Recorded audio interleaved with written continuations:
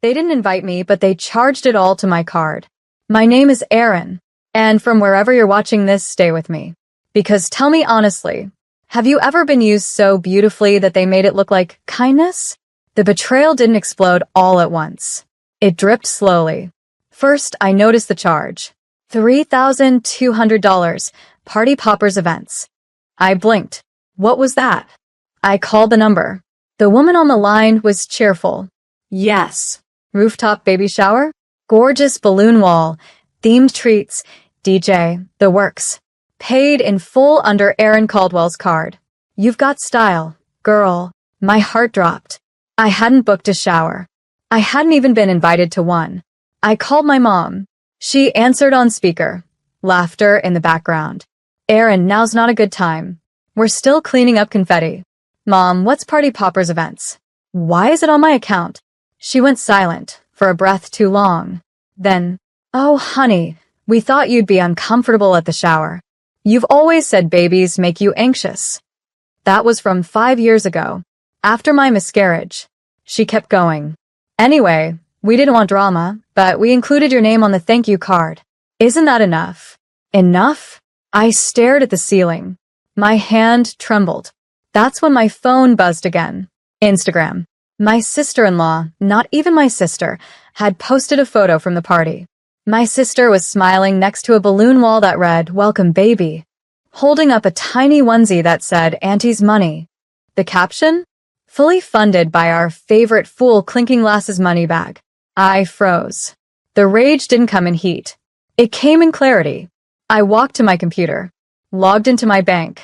First, froze the card. Second, filed a fraud report. Third, screenshot every charge, every message, every post. They thought I'd stay quiet. Again, because I always did. When they borrowed my car for emergencies and returned it with an empty tank. When my sister cried that her credit was bad and I co-signed her first apartment and then covered 3 months of missed rent to avoid eviction.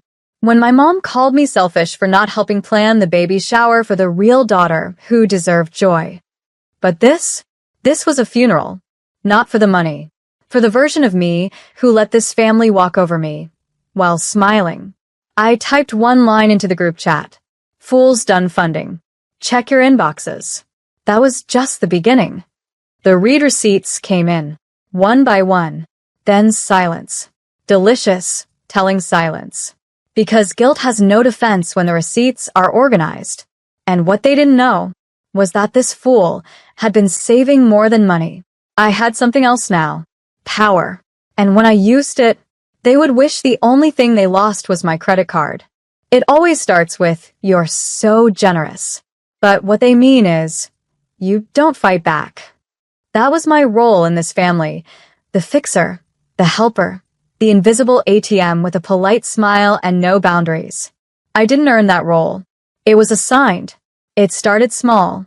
It always does. When we were kids, if my sister Kelsey broke something, I got in trouble for not watching her. If she cried over homework, I stayed up past midnight doing her assignments, because Aaron's the responsible one. And by the time we hit adulthood, the pattern had already calcified into stone. Kelsey got to be soft, chaotic, adored. I got to be useful. When our dad passed, I was the one who handled all the funeral arrangements. Mom couldn't deal with logistics. Kelsey couldn't face the grief. They both arrived to the church late, wearing designer sunglasses and fresh blowouts, while I stood holding the urn. No one said thank you. That's the phrase I became allergic to. "You're so good at managing things." Which was code for, "We don't have to take responsibility. Aaron will cover it." And I did. For years. Kelsey wanted to start a small candle business. I funded her Shopify subscription and bought her first inventory. When she ghosted her landlord after 2 months, I was the emergency contact they called. I paid. Not because I'm a fool, but because I didn't know I was being conditioned. Mom had a way of guilt-tripping that felt like love. "She's your sister, Aaron. She's going through so much. Money comes and goes, but family's forever." And then the sharpest knife, always disguised as kindness. "I just wish you were more emotionally available like Kelsey." You're so good with numbers, but maybe not so much with people. Translation. You're a calculator, not a daughter. Even in therapy, I used to say things like, I know they don't mean to hurt me. I just think I'm more sensitive. But no, I wasn't more sensitive. I was being drained. Slowly. With a smile. Until now. Until the balloon wall. The thank you card. The Instagram caption. Until they left a $3,200 event on my back without a single warning, then laughed like I was the family's punchline. They didn't invite me to the baby shower. Because they didn't need me there. They needed my wallet. But here's the twist. They thought they still owned the narrative. That I would stew quietly, maybe cry, maybe ghost them for a week, then eventually come crawling back, like always. They forgot something important. I'm not just a giver. I'm also an analyst. A woman who knows how to track, document, organize, and escalate. A woman who's spent years funding their comfort while building her own stability in silence. And what they didn't know was that the fool had finally learned to itemize everything. And I was just getting started. Because if they wanted a family drama, they just stepped into the wrong episode. I always knew Kelsey was selfish, but I didn't realize how systemic the betrayal was until I opened that folder. Let me back up. After I froze the card and filed the fraud report, I got a call from my credit union's fraud department. A woman named Chelsea walked me through the details. We flagged this charge because it was unusually high and from an event planning vendor, she said. Did you authorize it? No. We'll open a case. By the way, it's not the only recent charge that looked odd. Excuse me? There's also a $1,750 baby furniture purchase from Sweet Nest Interiors, same billing address as the party company. Shall I send you a breakdown? I nodded, stunned. When the file hit my inbox, it was like getting punched in the chest. 5 charges. All made in the last 60 days. All sent to addresses that weren't mine. Crib. Stroller. Balloon arch custom catering. Even a prenatal spa package. Each one tied to my card. I called the vendor numbers listed. Played dumb. Asked where the purchases were going. And every single one? Shipped to Kelsey's apartment. She didn't just throw a party on my dime. She set up her entire motherhood launch pad using my financial identity, like it was a blank check. I called Mom, voice low but tight. You knew about this, didn't you? Don't be dramatic, Aaron. Kelsey was in a tight spot. Her credit's still recovering, and she needed help getting started. Help? You're telling me you helped her steal from me, and then posted a thank you card? She had the audacity to sigh. We just thought you'd come around. You always do. And that was the moment it clicked. They weren't sorry. They were confident. Confident that I'd keep the peace. That I'd carry the weight. That I'd blame myself for overreacting and eventually send another transfer just to move on. Because to them, I wasn't a sister or a daughter.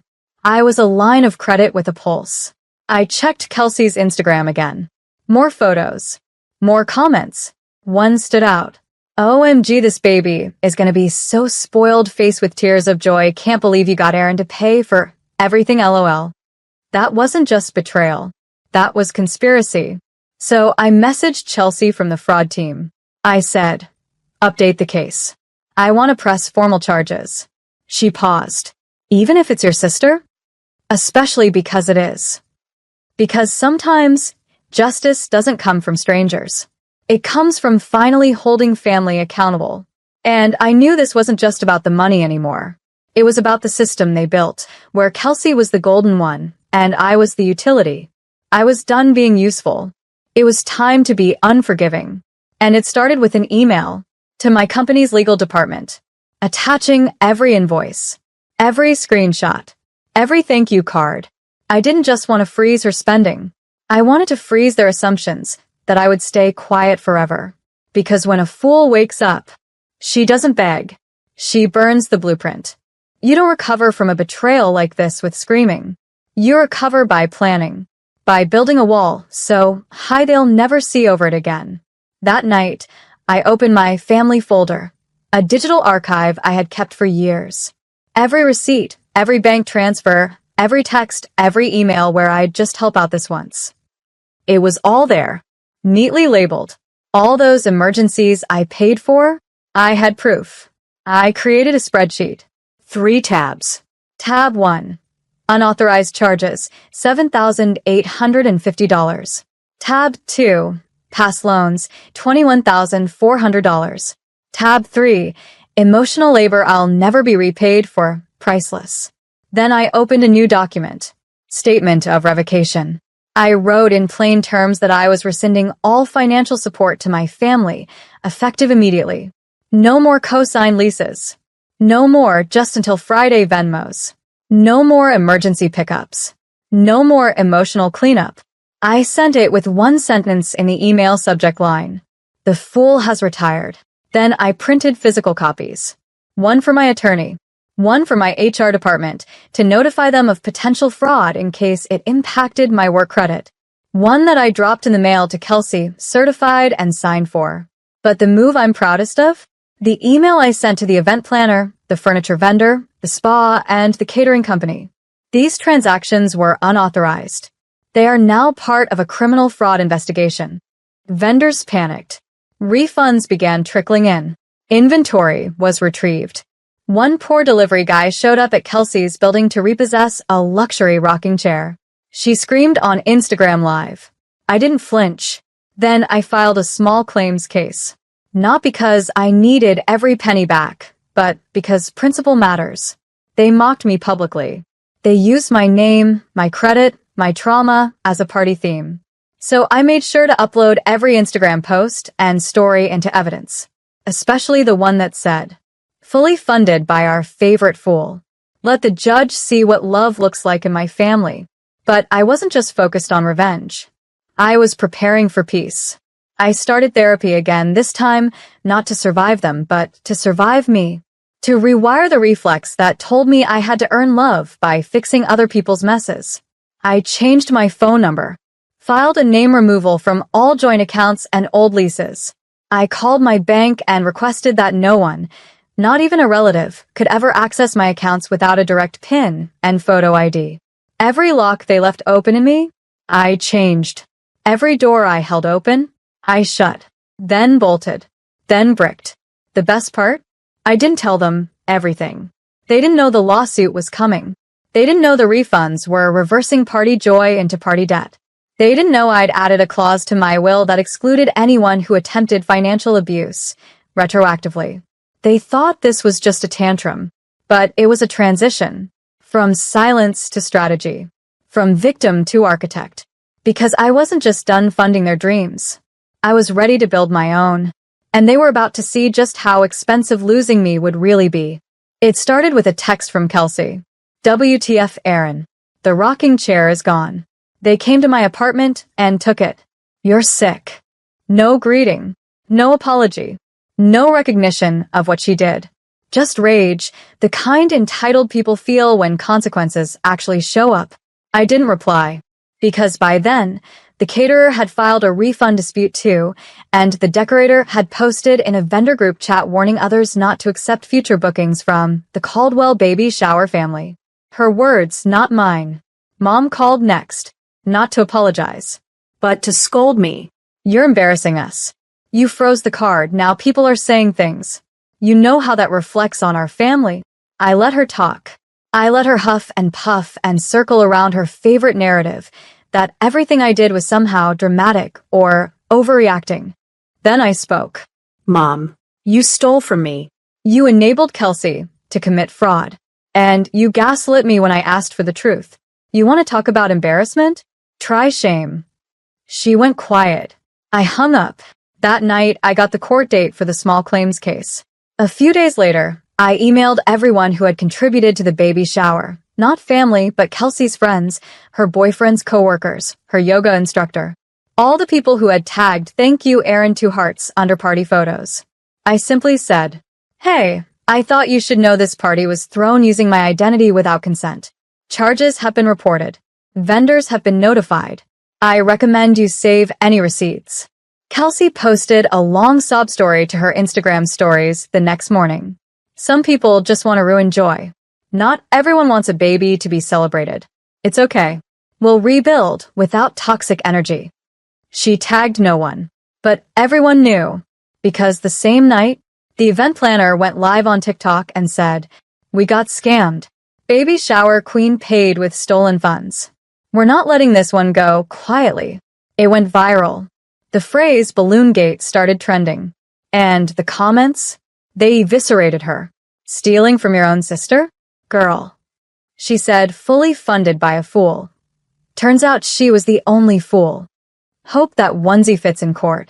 Meanwhile, I walked into my courtroom like I was showing up to collect.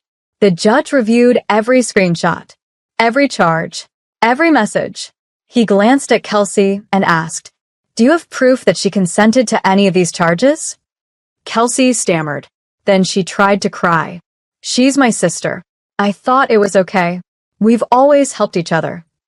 I handed the judge one last thing, a spreadsheet of every time I helped her before, labeled, dated, signed.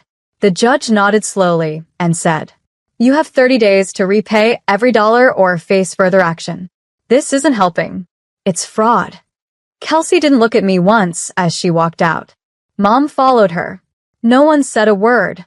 But I wasn't done. Because the next step wasn't about them. It was about me. I was about to leave the family group chat. But first, I changed the name to "The Fool's Last Words." Then I sent a single line. "Next time you want to throw a party, use your own name and your own damn money." And I left. Just like that. One click. One exit. No noise. No apology. Just power. You can always tell when people are losing control, not by their shouting, but by their silence. The group chat went dead after I left. No attempts to pull me back. No fake apologies. Just nothing. But outside that silence, their world was unraveling. First came the financial fallout. My fraud claim triggered red flags on Kelsey's credit. She couldn't open a new line or apply for a store card without being flagged for identity misuse. Then, the caterer filed her own lawsuit, small claims like mine but public. The case number was online. People noticed. Local gossip pages picked it up. The story spread fast. "Mommy influencer throws shower with stolen card." The comments were ruthless. "She scammed her own sister? Didn't she post about loyalty last week?" Baby shower grift era grimacing face. Kelsey went dark on social media for the first time in years. But it didn't stop there. I received a message from her landlord. Not sure how he found me, but he said, "Hi Aaron. I believe you were financially responsible for past rent payments at this address. I'd like to confirm that's no longer the case." I wrote back, formally and clearly, "Correct. I am no longer connected to or liable for anything concerning Kelsey Caldwell. Any arrangements she fails to uphold are solely her responsibility now." He replied 2 words, "Understood. Thanks." Within a week, I heard from a mutual friend that Kelsey had missed rent again and that her boyfriend had stepped back to regroup. Then came the email from our mom. Not a call, not a visit, an email. "We may have made some mistakes, but at the end of the day, family is still family. I hope you'll reconsider. We don't have much left to lean on." Things have been hard for Kelsey. No apology, no ownership, just guilt packaging, disguised as an olive branch. I didn't reply, but I did do something else. I posted a simple quote on LinkedIn of all places. It read, "Sometimes the best inheritance you leave behind is knowing your value and refusing to let anyone else discount it." I didn't tag anyone, didn't explain a thing. But Kelsey's ex-boyfriend liked the post. So did the former event planner. And the real cherry? My therapist messaged me privately and said, "You didn't just draw a boundary. You built a wall with windows so you could watch the peace grow." Because that's exactly what I was doing. I started baking again. Something I hadn't done since before the family chaos swallowed my weekends. I picked up weekend hiking. I took a spontaneous trip to Seattle by myself. I started sleeping without clenching my jaw. And for the first time in my life, I stopped waiting for the next crisis from my family. There was no next crisis because I wasn't answering anymore. And when people say things like, "But that's your mom," or "You only have one sister," I just smile and reply, "You also only have one nervous system, and mine deserves better." Because I didn't burn bridges. I just built a better life on higher ground. And the view? Spectacular. I didn't announce anything. There was no dramatic "I've moved on" post. No grand monologue to the family about finding myself. I didn't owe them that. I just started doing what I'd never been allowed to do. Live. For me. I moved out of my cramped apartment, the one I'd stayed in because I was always budgeting for someone else's fire. I found a sunlit place with arched windows and hardwood floors that creaked like an old friend whispering, "You're home now." I paid for it in full. No cosigners. No IOUs. No guilt. Every time I opened the door, it reminded me that peace doesn't have to be loud to be powerful. Sometimes it's just a quiet Sunday morning with the sound of bread rising in the oven, not your blood pressure. I launched a side project I'd been dreaming about for years, a budgeting app for women stuck in toxic financial cycles. I called it The Line because everyone has one, and once you cross it, you don't go back. To my surprise, it took off. An investor reached out after hearing my story, anonymously shared through a friend of a friend. Within 2 months, we were scaling. That old story of the fool who just gave and gave, gone. Now, I was the woman who helped other women cut the rope before they were too tangled to breathe. One day, I got a card in the mail. No return address, but I recognized the handwriting instantly. It said, "I miss you. I didn't know what I was doing. I was scared, and you were always strong. I hope you can forgive me one day." Kelsey. Inside was a photo of her baby. I looked at it for a long time. Not with anger. Not even with sadness. Just distance. Like staring at an old room you used to live in before the roof caved in. I didn't throw it out, but I didn't call her either. Some wounds don't need closure. They just need space to scar over and stay closed. Later that night, I lit a candle. The scent was warm vanilla. The brand? One of the same suppliers Kelsey had wanted to use back when she pitched that candle business I funded and then got ghosted on. This time, I wasn't helping her chase a dream. I was living mine. I sat down at my window, looked out over the city, and whispered something just for me. "You did good, Aaron. You didn't deserve any of it. But you turned every bruise into a boundary." I could have stayed angry, could have chased a bigger revenge, but that would have made them the center of the story again. And they weren't. I was. I always had been. They just kept cropping me out of the picture. Now, I was in full frame. And the future, the real one, was mine to color in. 3 months after I left the group chat and the courtroom, the family threw another party. This one, a quiet birthday dinner for my mom. I wasn't invited, but I knew about it because Aunt Valerie accidentally CC'd me on the "What dish are you bringing?" chain. For the first time in my life, I didn't feel a sting. No ache. No hunger for a seat at a table where I was only ever fed crumbs. Instead, I ordered myself sushi, the expensive kind I used to skip to save for family things. I lit one candle, poured one glass of wine, and made one final toast. To family, the kind you choose. The kind that doesn't use you, break you, or rename you the fool.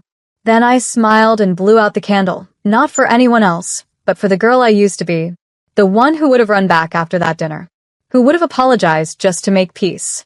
Who would have covered that $17,000 and told herself it was love. She was gone. In her place, a woman who had learned something sacred. That you can mourn a family while building a legacy. That being the outsider is often the only way to finally see clearly. A week later, I got an email from a publication that had picked up my budgeting app story. They wanted to feature me. The headline?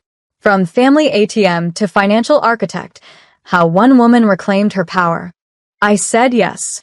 They asked if I had a closing quote for the article. I did. I wrote. They called me a fool. But I was never foolish. I was just faithful to the wrong people. Now, I invest in myself. And the returns? Speak volumes. They loved it. It went viral.